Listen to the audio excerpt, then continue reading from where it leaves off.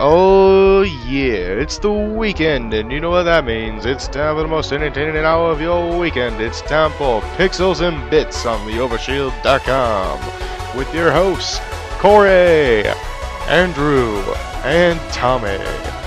And now, broadcasting from planet Earth, it's time for Pixels and Bits.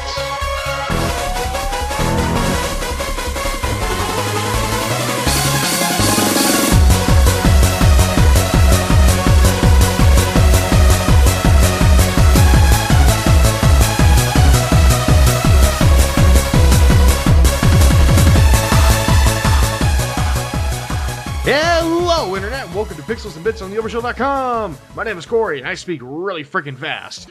Welcome to episode 31 of Pixels and Bits. Woo! Tommy, you're supposed to cheer. There we go. Yeah, Anyways, don't worry, I did it. I am your host, Corey, and I am joined by my co-host, Tommy. Hello, everyone. And Andrew was once again not here with us because, well, he is out being a good pimp in Orange County. Got to keep his hands strong. I wouldn't count him as an Orange County person because I don't think he doesn't even live in the Orange County area. But that's where he works. No, he does not. He's afraid to go on the freeways. He's not gonna drive all the way to Orange County. Yeah. Anyways, no. So I think it's time that we jump right on into the news desk. Hit the music! Yeah.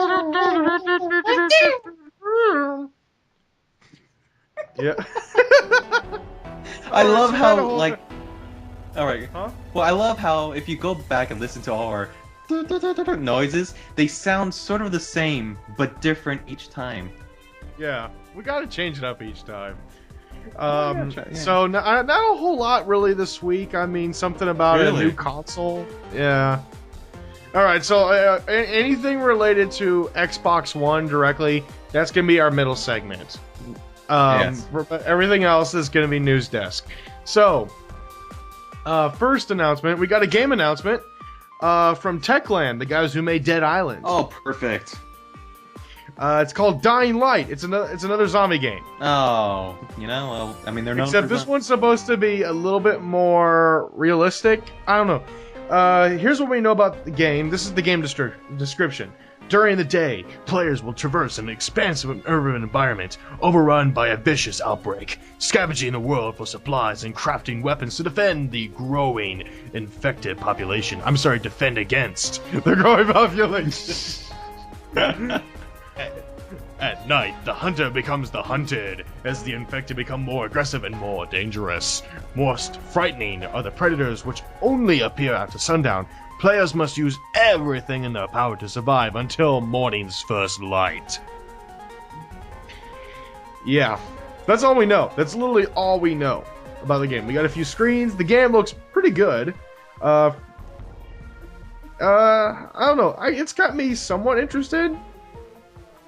The fact that there's a pretty cool day and night cycle for zombies and stuff like that, because apparently during the day you fight humans. Huh. I don't know. Well, I don't know if it's like kinda... a truly open world game, that'll be really cool. And like you're just in an abandoned city. I can't think of a zombie game that did that. That's true. They are taking a different route, but in all honest opinion, I'm kind of zombie out. I see what you did there. Yeah. Okay. Yeah. So, yeah, I keep this one on my kind of interested list. Yeah, I would agree on that. And if I see anything in E3 that like makes me go, holy shit, then it'll be up near the top. But a game that is at the top of my list is Grand Theft Auto 5. Oh yeah. God, I am looking forward to this game. And the special and collector's editions have been announced. The special edition Thursday. It's the special edition, which is priced at $79.99, comes with a full retail copy of Grand Theft Auto 5. It better. I mean, how can we say get the special edition for $100, but it does not come with the game? It's like a given. I know, right? Yeah. But there's people out there that still like, oh, I'm gonna sue you because you didn't write the game, and I bought it not thinking I was gonna get the game, but I got the game, and I'm mad. I just we had to wanted do the it for shit, stupid. man. I just wanted Yeah. the statue. There's stupid people out there. We have to do it now because of the stupidity. It's a shame. I know. You get a collectible steelbook with exclusive artwork, a blueprint map of Los Santos in Blaine County, special ability boost for Michael, Trevor, and Franklin, and stunt plane trials, which essentially is like a little mission, I guess, bonus outfits, and additional weapons. That's all right for $80, but for $150, you get the special edition, and you get a security deposit bag with that actually has a lock-in key on it. Very so it's like cool. it's literally the same. It's like one of the same security deposit bags that you see banks use. Wow, that's pretty cool. So that's kind of cool. Yeah. Then it also and if you're also a stylish guy like I am, it comes with a snapback cap that says Los Santos on it in gangsta font. Okay. I don't know. I wear snapbacks and flat bills, and I love them, man. It also comes with custom characters for Grand Theft Auto Online, and it comes with unique vehicles and garage properties, and you also get a blimp to fly. Blimps. Oh, I love. You get to fly a fucking blimp. So, if I attempt to crash into a building, would I just go boom? I'm hoping it just goes pop, and your character just starts falling. Reenact the what was it? The air blimp, the Hillenberg, right? The Hindenburg. The Hindenburg. Oh, well, I was close. When you start crashing, you hear just a guy like an old time ready. Oh, it's terrible, ladies and gentlemen. Oh, the humanity. Oh, the humanity. I hope that's an Easter egg, because that would be great. Rocksteady, if you're listening to this in some way or form, please do that. No, this collector's edition has me interested, but I do have a piece of bad news regarding it. What is that? The collector's edition is exclusive to GameStop. Oh. Looks like I'm not getting it then. Fuck it. Well. Fuck it. Yeah. Well, I guess I will. I refuse to set foot in that store. So Why, Corey? I really do. I don't like GameStop as a company. I think it's a really terrible company. But I mean, there's the collector's edition. Do you want to play the main guy from Grand Theft Auto 4? I'll have my brother order it online for me. How about that?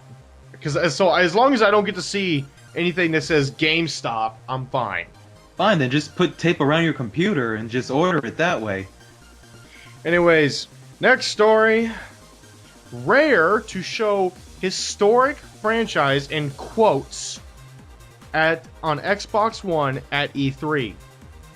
And the corporate vice president at Microsoft Studios, Phil Spencer, said, "Fans of Rare and Rare IP, I think, will be pleased with what we're going to show at E3. We had a limited amount of time today and a lot of story to tell, but Rare remains an incredibly important part of our development capability.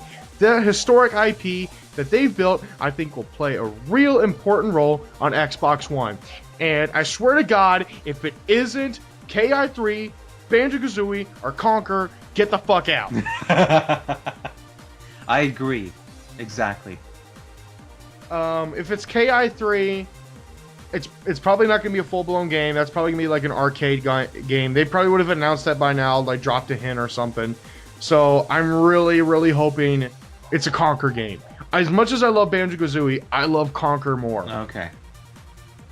And because I want to see that foul-mouthed little fucker again. Well, I'm actually pushing for Banjo-Kazooie. For me, Nuts and Bolts was a terrible sequel to. Don't speak of it. I know. Do not speak of it. Okay, sorry. I won't say it. It never happened. Just like the Super Mario Brothers movie. Ah! You son of a bitch! All right. Scrub it away. Indiana Scrub it Jones away! 4. All right, I get it. Ah! It's okay. Here's the thing about Indiana Jones 4. It's not as bad as the Temple of Doom. Temple of Doom is awful. Okay, Dr. Jones! Are you kidding me? Temple of Doom is my favorite. Oh, something's wrong with you.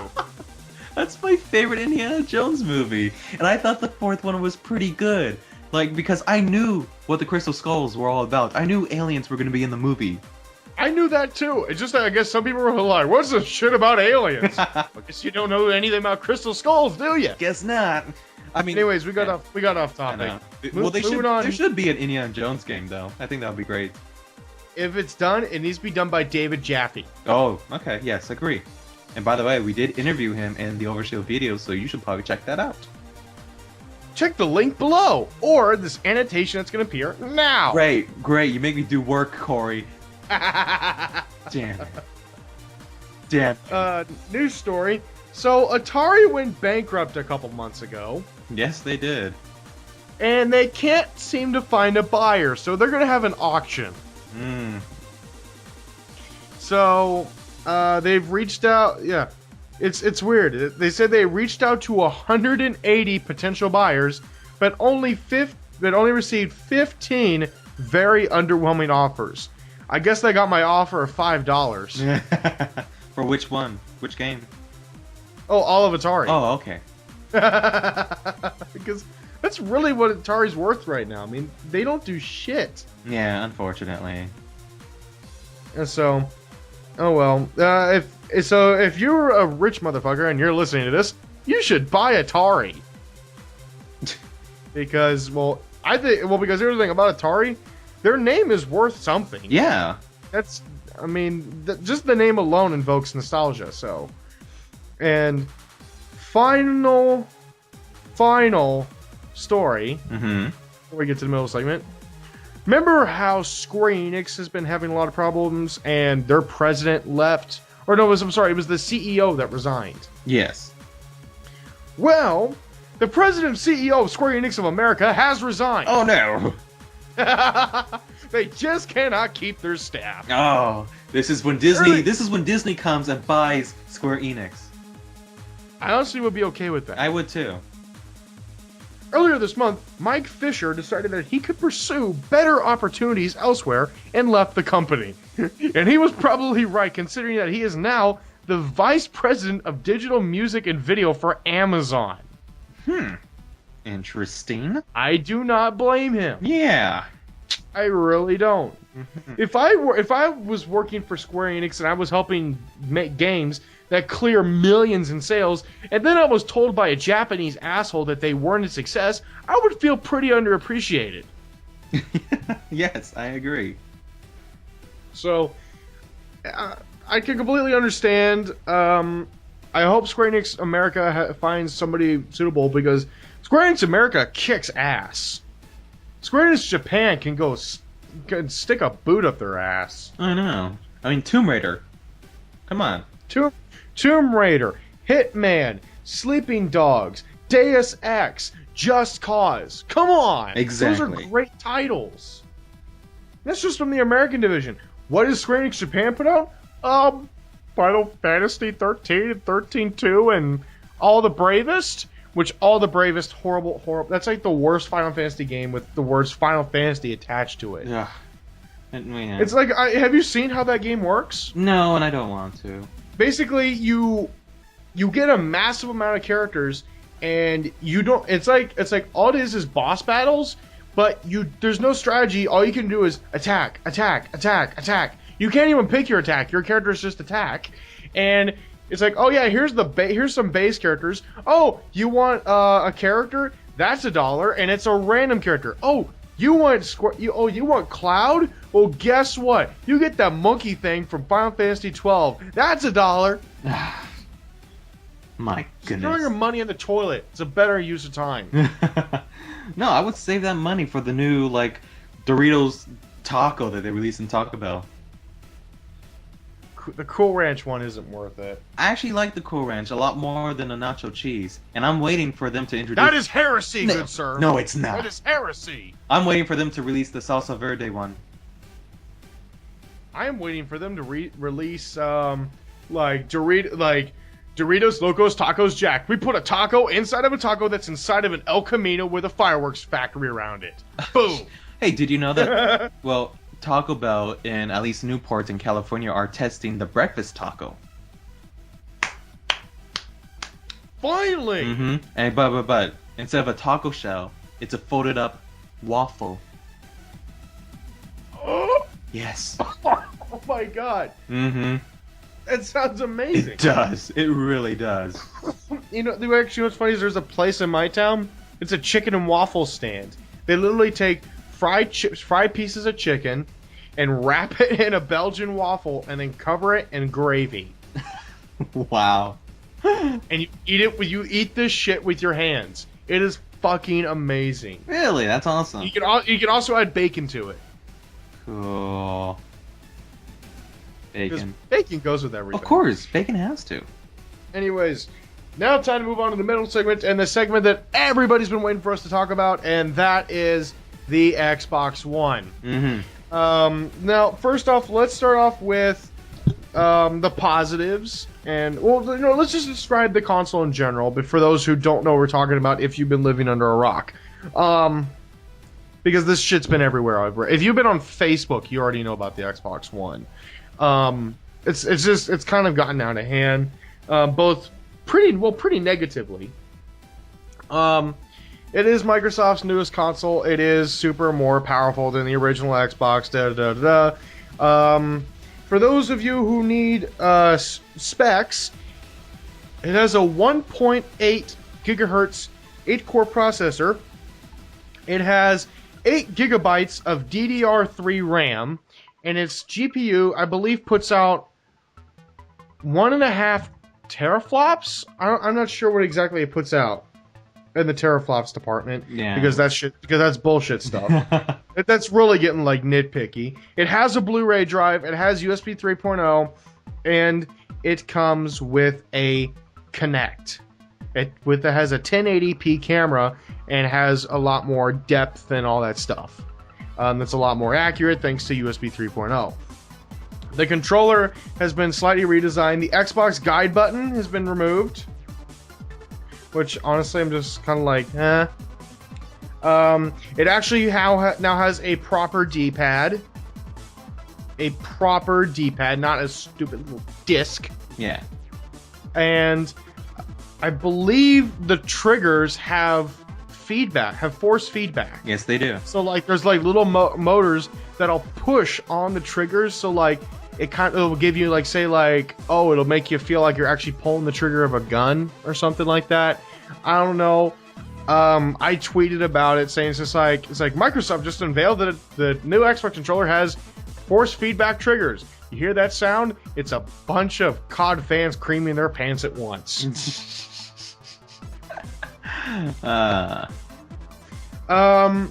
Now let's get down to what you and me actually like about it. I like the fact that the Kinect actually works. Supposedly this time. I'm not sure if the guy up on stage is actually bullshitting that whole thing. The new snap feature I think is kind of cool. I like how fast it is between switching between TV games and all that stuff. And unfortunately that's really about it for me. Oh, and I like the controller. I really like the controller. Mm-hmm. What do you like about it, Tommy? Well, pretty much everything that you said so far, but I like the Skype call. Big time. Because imagine, if you have an Xbox, I have an Xbox One, we can Skype call, we can do Minecraft misadventures, we can actually record our footage on the Xbox One. You know, I completely forgot about that. The Xbox One does have a DVR. Yes, we can record our footage and upload it. So you don't need the HD PVR, you know, you can just use the Xbox One, upload the footage, and that's awesome, I think. I mean, for us as the Overshield, that is actually really cool, considering that we are poor and we can barely afford new equipment and stuff. Mm-hmm. So for us, I see it as a huge advantage, especially with Skype calls. We can do video while we're playing. Yeah, we can games. actually do video now. We can do video, yeah, big time. So now the question is like, can we edit that stuff? Who knows? I mean, nobody knows. Now let's say let's get to the stuff that we don't like about it. First and foremost, the name is stupid. The name is absolutely stupid.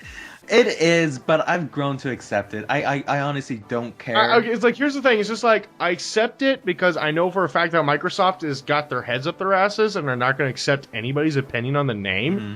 Because I think the rumored Xbox Infinity sounded a hell of a lot cooler, and I think could have been very marketable. And even the Xbox 720. It's like the possibilities are infinite. Yeah. That would have marketed itself. Come on. I know.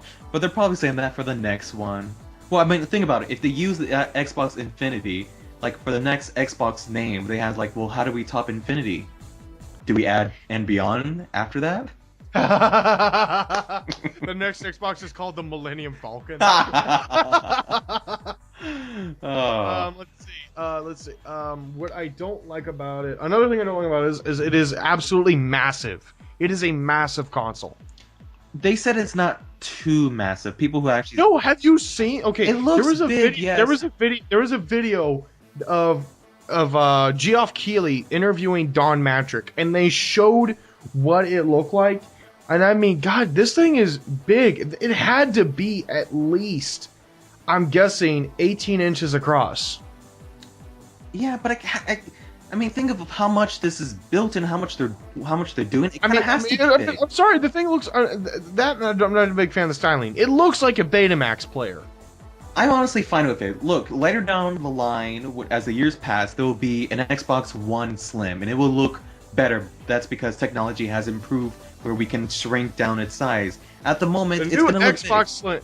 The new Xbox Slim, it's the size of an iPhone, which is now the size of a coin. Look, we shouldn't make fun of its size. At least we get to see a console unlike the PS4. At least we know what we're dealing with. Who knows? The PlayStation 4 might be as big. Might maybe bigger. At least Who knows? they actually went in depth about what the console did. Yeah. For the PS4, I feel like they left out way too much. Basically, I think they focused way too much on the fact that, like, hey, it's also a TV box. Hey, you can do Skype. Hey, you can check ESPN. Hey, we're doing this shit with the NFL. But that's what E3 is all about. That's what E3. No, but like the one thing I didn't really like, and I really wish that they had talked about this because I felt like it was needed, was what is Xbox Live going to be like? I'm sure they'll talk about that in E3. Like, I think their main focus was to get the entertainment aspect out of the way. Just introduce that, say what they had to say about it, and of course they had to give some details about video games. But I mean, it's going to be a huge focus when it comes to E3. It has to be. If they don't, then they're losing customers. No, that and the fact that that Don Matrick literally came out and was like, we got 15 exclusives and 8 of them are new IPs and they're going to release in the first year. And I'm like, that's not going to happen. Well, who knows? There's no way in hell, because I mean, look for example, many console makers say, hey, it's going to be available in the first year of launch. Nintendo with Pikmin, great example. Mm-hmm. I mean, things get pushed around. I mean, deadlines happen. And honestly, if I was one of those developers and I saw that press conference and just like, oh shit, they want us to finish this in a year, like that would be terrible, because last thing you want as a developer is to be pressured, and then when you pressured, you overlook things, you miss bugs, and yeah, it's just shit happens. I know, but I mean, those exclusives could be arcades too, right? Or they didn't clarify. I mean, so that's why we don't know. So I mean, they could be arcades, they could be actual full retail games. I mean, we don't know much. All we do know is that they're going to be 8. Now, I mean, yeah, there's going to be 8 different exclusives. Now, Microsoft has come out and stated that there will be some changes to Xbox Live Gold.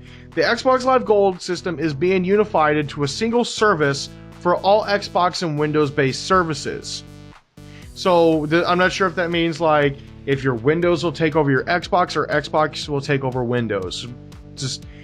I mean, kind of like, I think it's going to be kind of like with games for Windows, how you use your Xbox login for that, because that's what I use. Mm-hmm. Now, they said that unlike the Xbox 360, the Xbox One system will allow multiple users to share a single gold account on the same console. Which is nice, I guess. which is kind of nice. Yeah. Also, they announced that Xbox avatars will also carry over to the Xbox One. However, they are working on a second avatar system that'll showcase more realistic and less cartoony visuals. So I gotta make 2 avatars now. I don't know. It's fine. You can. What's wrong with creating an avatar? They're not a hassle. And now, I guess. And now, here's the biggest piece of news, and I think this is Microsoft just giving a big FU to game developers. Microsoft has stated that indie developers will no longer be able to self-publish games, and that Xbox One's indie policy will be very similar to the current Xbox 360 policy, and that is that indie developers now require an actual publisher to be assigned to the game for it to be approved. I think that's okay because honestly, there are a lot of crappy. I don't think it's okay. There are a lot of crappy. No, but I think that's I think that's bullshit. Because if that happens, then say games like Super Meat Boy couldn't happen because that had no publisher. But it was an arcade title. But yes, that had no publisher. That's different from an indie games from the 360. That is an indie game. That is an indie game. But I mean, it was released as an okay, whatever. Yeah, I'm talking about like arcade games are indie games. Yeah, but then there's also indie games which have the blue cover. If you look. Yeah, and I just count those as mini games. I mean, there are some good ones like Cthulhu Saves the World and stuff like that, or Get to the Chopper. Yeah. That's one of my personal favorites. Or I made a game, or I made a game with zombies in it, or Zombie Estate and stuff like that. Those are great little games that were like it's probably one of the best dollar games I've ever bought. Now, unfortunately, there's a whole rumor about that the Xbox One won't play used games, that you have to put in a code or something. So it means you can't really sell your games, or well, they say you can sell your games. That you can sell your games. It's just that there's the rumor that like you have to pay like an activation fee or something like that, and that you can't share your games with your friends and stuff like that. Now there's a report coming out. This is on Game Trailers. I'm not sure if this is official. Microsoft and publishers will take a cut on sales of used Xbox One's game. So that means that for every sale of a used game at, say, GameStop, they have to give a percentage of that to the publisher and to Microsoft. Which I think that just sounds like way too much accounting work. That sounds like it could be easily mishandled. Yeah, I mean, it could. I mean, it is possible. I don't know. Now, currently, game stores keep all used sales profits. So what does this mean when you buy a used game? Most likely the price of buying a pre-owned title could rise in this policy. So that means used games could get more expensive. When a customer, according to Eurogamer, when a customer purchases a used game, the retailer will need to cover the cost of an activation fee for that pre-owned game.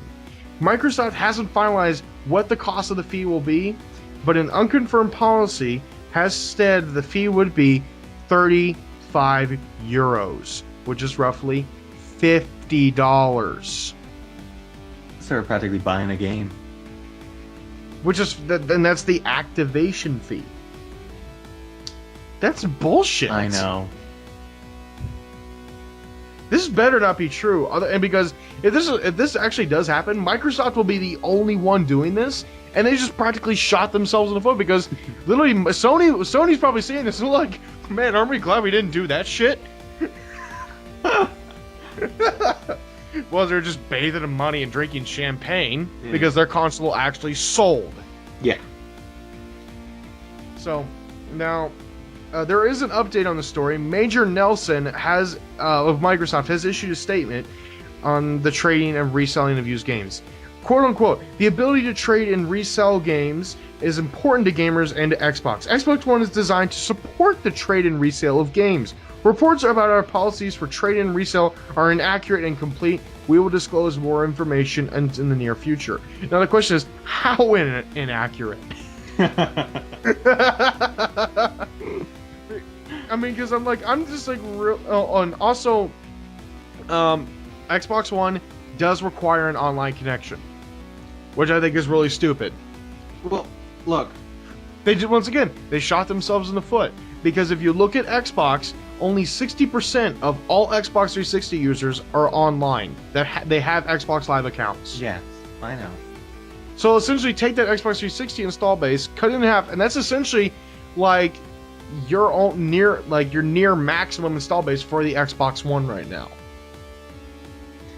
Once again, I just don't understand the thinking behind this.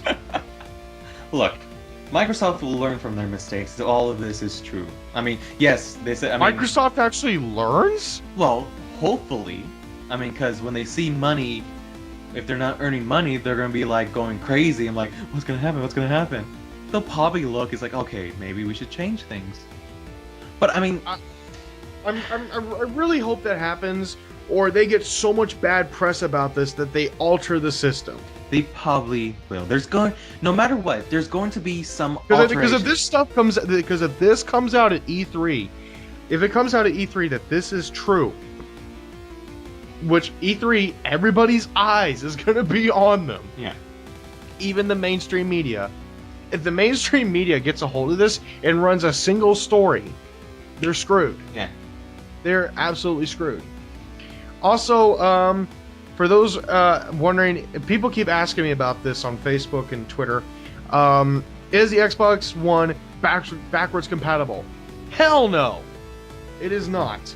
Microsoft has come out and said that the Xbox One is not backwards compatible with Xbox 360 games, nor do they have plans to make any sort of backwards compatibility service, sort of like with PS4 and streaming PS3 games. So, yeah. Microsoft has no intention of doing that. Don Matrick, the president of the Xbox division, has said, if you are backwards compatible, you're really backwards. Fuck you, Don. Oh my goodness. People appreciate the past games. I mean, come on. Like, what if... Now, he went on to state that only 5% of customers utilize backwards compatibility on a new console. Now, and because of this low percentage, Microsoft feels it is not worth the time and money to invest in technology to allow playable Xbox 360 games on the Xbox One.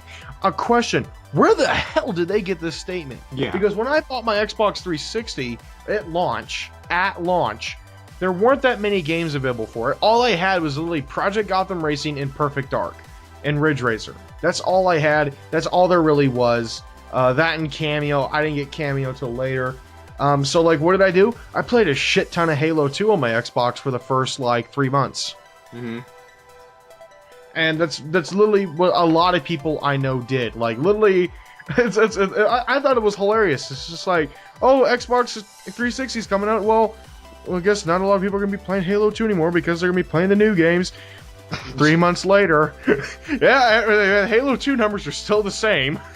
Are you kidding me? I mean, even when they try to get rid of Halo 2 on the Xbox, people just played.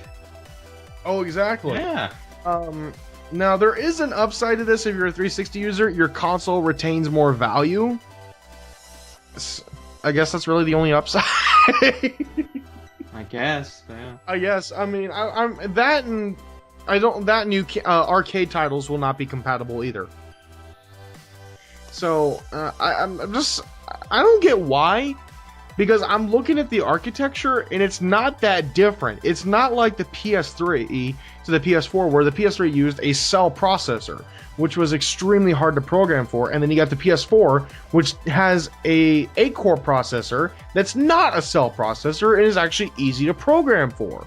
The Xbox 360 was easy to program for, so is the Xbox One super difficult to program for? I mean, I can't figure out why. I don't know. I mean, it's how it's built. I mean, even the PlayStation 4, I mean, you can't... It's the same thing.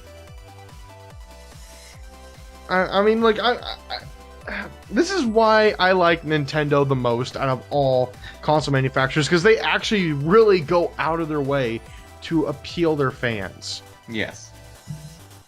It's like, oh, yeah, everybody wants a new Donkey Kong game, so guess what? We made a full-blown new Donkey Kong Country game.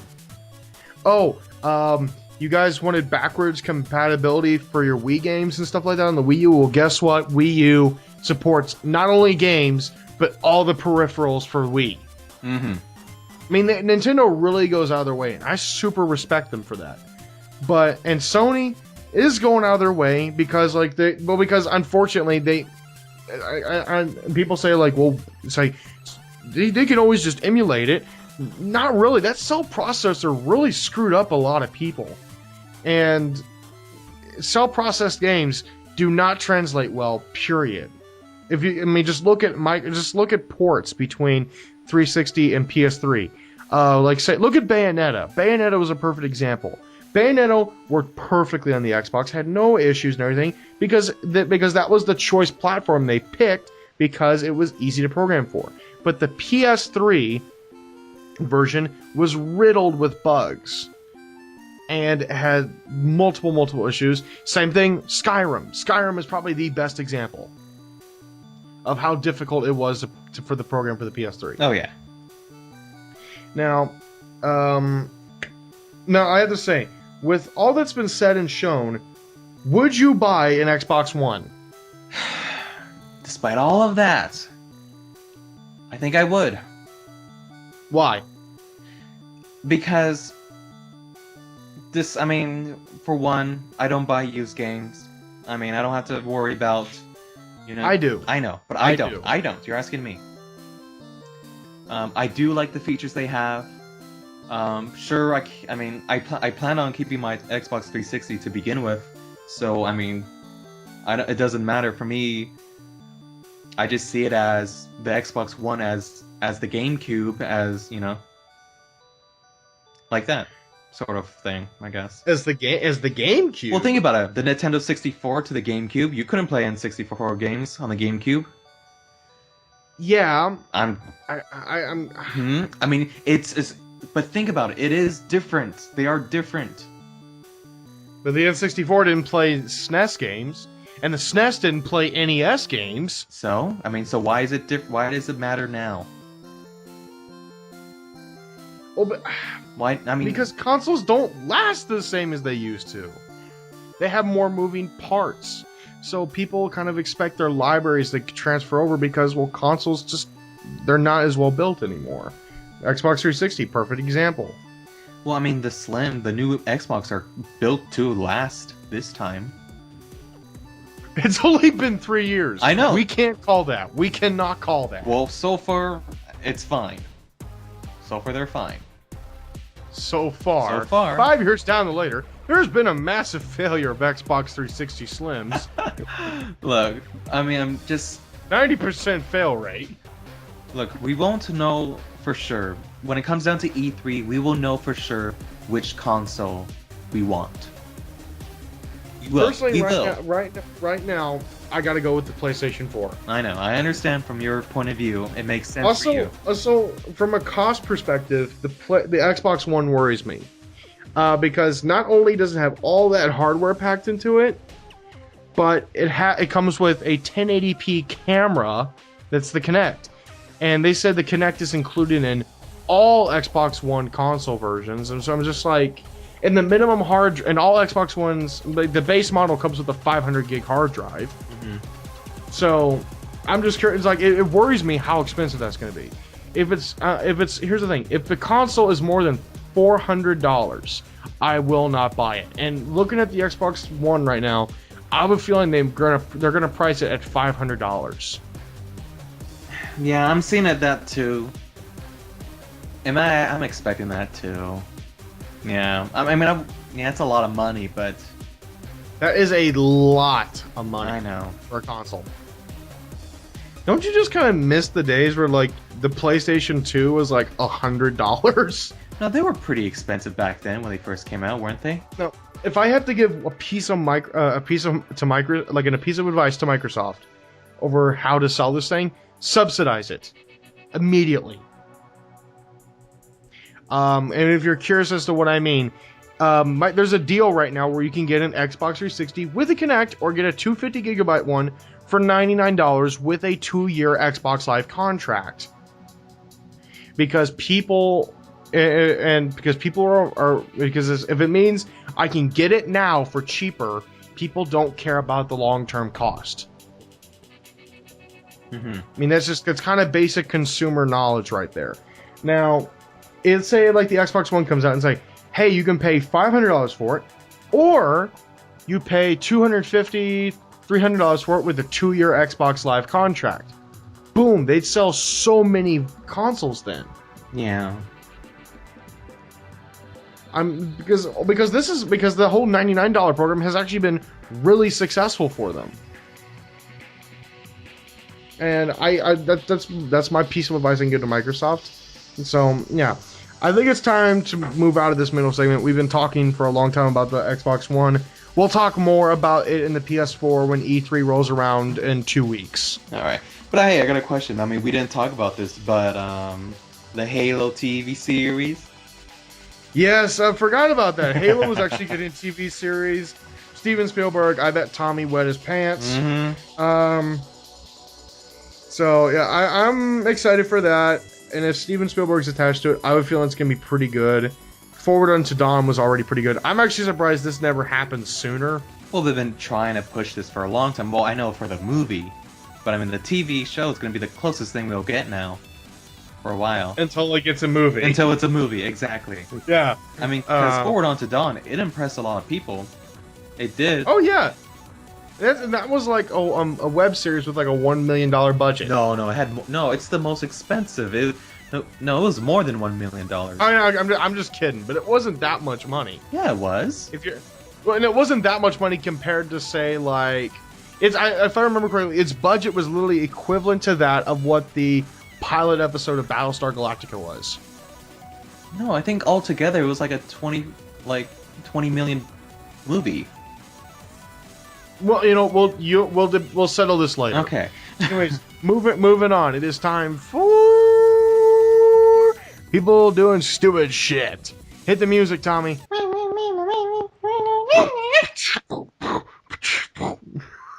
Oh, jeez. I had to do it. I know you do. All right. Well, let's see. Wait. First, I gotta figure out. Oh, this happened in my state, and I'm ashamed of it. Darn it.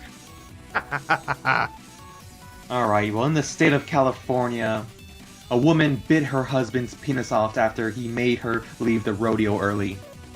What? Yeah, this woman is crazy. Yes, a California resident and. Christina bit her husband's penis off during an argument that started when he wanted to leave the rodeo early. Christina wanted to stay, but the two had been drinking, and when they got home, the argument escalated. Yeah. They have 4 kids. Question. How the hell did she get to his penis? Oh, come on. I bet the wife was like, oh, come on, okay, let me... I know how to make it up. All right, let me treat you something. Yeah. Oh God. Women. Now here's my big question. Yes.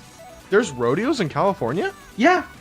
Just like a rodeo show that's it's near Sacramento, so it's up north, California. I mean, I've lived in a town where like rodeo was big. Like, I lived in a town of like 80,000 people, and they literally had an arena in the center of downtown. I'm like, oh, what's that? We got a sports team? Oh no, that's the rodeo dome. What? And I'm just like, as soon as I heard that, I'm like, excuse me, I didn't sign up to live in Texas. No offense to rodeo fans out there, I just don't get it. I mean, come on, it's a huge. I mean, I don't get NASCAR, but it's huge. Hey, I'm a NASCAR fan. I don't get it. It's just left turns, Corey. Come on. Every now and then they make a right turn. It just causes a crash. No, well then that's what I want to see. But... Everybody sees the left turns, but everybody wants the right turn. Yeah.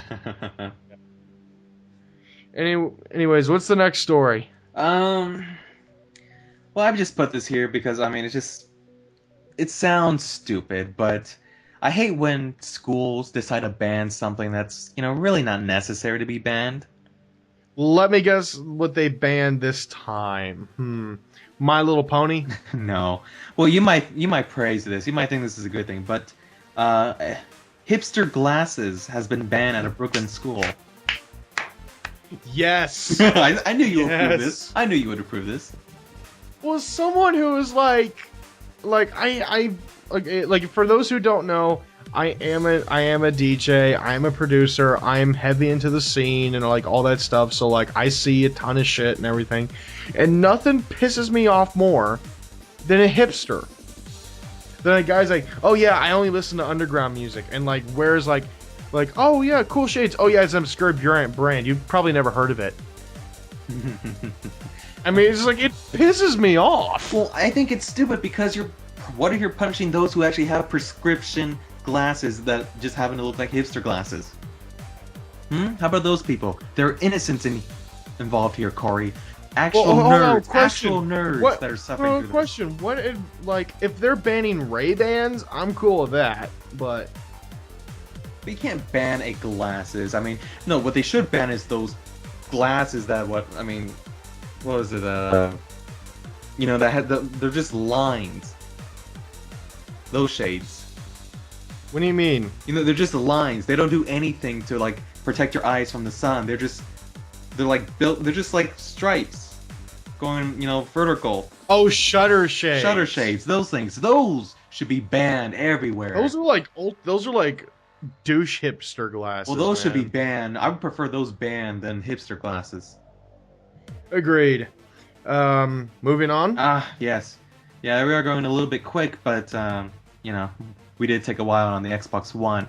So I saved this one's from last, and surprisingly, this is not in Florida. In fact, this takes place in an African country.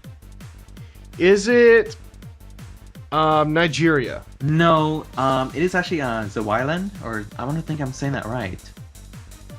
Zawiland. Zawiland? Zawiland. SWAZI land. Zawiland or Zawiland? Zawiland. It's African country, people. Anyways. Yeah, whatever. They have. I guess they're enforcing this law that witches are no longer allowed to fly higher than 150 meters in the air. What? Witches. That sounds like a rule for Disney World. Well, the thing is that people in that country do take witches seriously. They believe in witchcraft, and so to protect themselves, they did have this law. I'm just imagining, I'm literally. That just sounds like something like a Disney, like you would see at Disney, like a Disney World. Witches are on the ground because they cannot fly more than 150 feet in the air. Mommy, why is the witch on the ground and not flying? Oh, well, there's a law against that. Well, I mean, she can still fly. It just can't be higher than 150 meters. God, wow. But this rule also applies to toy helicopters and kites. So bullshit, yeah, man. If I'm flying that thing, I'm gonna fly that thing to the freaking moon. But yeah, I mean, or until the batteries run out and it just goes. Oh, time to spend another $50 on a toy plane. Yeah. Oh well. Is that all? Yeah, that is all. Alright, it is time to move on to our final segment, which is shoutouts. Tommy, go. Well, okay, before I say my shoutout, I did discover something which I think might be important because this may be a leak Halo game. What? Halo Boot Camp outed by Korean rating board. Microsoft confirms.